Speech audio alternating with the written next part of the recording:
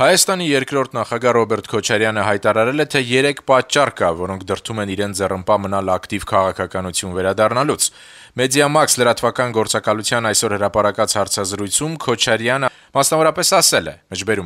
«3 հիմնական հանգամանք կառանձնացնեմ։ Առաջինը իշխանության պայքարը երկու ղարաբաղցիների, երկու վաղեմի գործընկերների միջև ինձ համար անընդունելի էր։ Այն բարդ ընտրության իրավիճակ կստեղծեր շատերի համար ու կդառնար տարատեսակ շահարկումների առարկա։ Բացի այդ, ինքս եմ ժամանակին առաջարկել գործող նախագահին որպես հաջորդողի եւ վերընտրվելու նրա ցանկությունը հասկանալի է։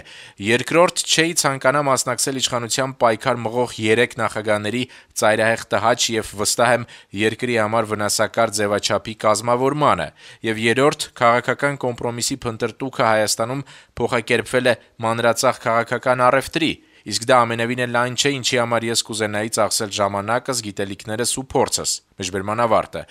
Ռոբերտ Քոչարյանը նաև քննադատության է ենթարկել Հայաստանի ներկայիս իշխանություններին, նշելով, թե երկրից բնակչության արտահոսքը շարունակվում է, տնտեսություն 2012-ի արդյունքում էլ չի հասնի նախաճգնաժամային մակարդակին, իսկ քաղաքական մրցակցությունն էլ տիկնիկային է դարձել։ Այսօր «Ազատություն» ռադիոկայանի հետ զրույցում Ազգային ժողովի փոխնախագահ հանրապետական Էդուարդ Շարմազանովը արձագանքելով Ռոբերտ Քոչարյանի խոսքերին մասնավորապես նշեց. «Եվս մեկ անգամ ուզում եմ վերահաստատեմ իմ այն միտքը, որը ասել եմ ամիսներ առաջ։ Անկախ Հայաստանի Հանրապետության ցանկացած տեսական թեկնածուներից, անկախ նրանից ով կառաջադրվեր, պայքարը գնալու է երկրորդ տեղի համար։ Եվ այսօր էլ պայքարը գնալու է